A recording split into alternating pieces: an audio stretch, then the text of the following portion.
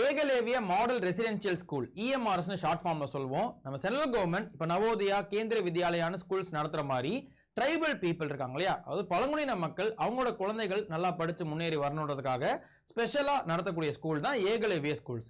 இந்த ஸ்கூல்ஸ்ல நமக்கு மொத்தம் இந்தியாவில் இருக்கக்கூடிய அந்த பள்ளிக்கூடங்கள்ல 7200க்கு அதிகமான காலிப்பணியிடங்களோட ஒரு நோட்டிபிகேஷன் வந்திருக்குது. ஸோ டீச்சர்ஸ்க்கும் சரி நான் டீச்சிங் ஸ்டாஃப்க்கும் சரி நமக்கு நல்ல ஒரு ஆப்பர்ச்சுனிட்டி தான். செக் பண்ணி பாருங்க, ஃபுல் நோட்டிபிகேஷனை டவுன்லோட் பண்ணிக்கோங்க.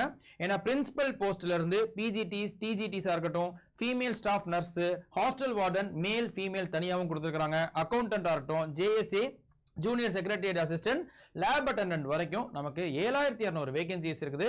இல்ல பிரின்சிபலுக்கு வந்து ஹை லெவல் ஆஃப் பேல இருக்குது, லெவல் 12ல வச்சிருக்காங்க. அண்ட் அதுக்கு அடுத்து இருக்கக்கூடிய பிஜிடிஸ் டிஜிடிஸ்க்குலாம் பே லெவல் 7-6, அது சென்ட்ரல் கவர்மெண்டோடைய 7th பே கமிஷன் படி இருக்கும்.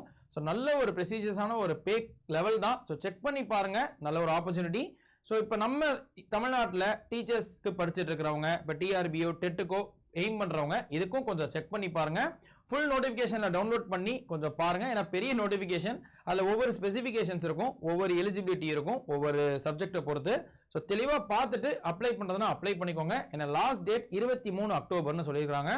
கிட்டத்தட்ட 25 நாள் தான் இருக்குது. செக் பண்ணி பாருங்க. வேற யாருக்காவது இந்த நோட்டிபிகேஷன் யூஸ்ஃபுல்லா இருக்கும்னு நினைச்சீங்கனாலும் அவங்களுக்கும் ஷேர் பண்ணிருங்க. இதே மாதிரி இன்ஃபர்மேஷன்ஸ்க்கு நம்மள ஃபாலோ பண்ணிக்கோங்க.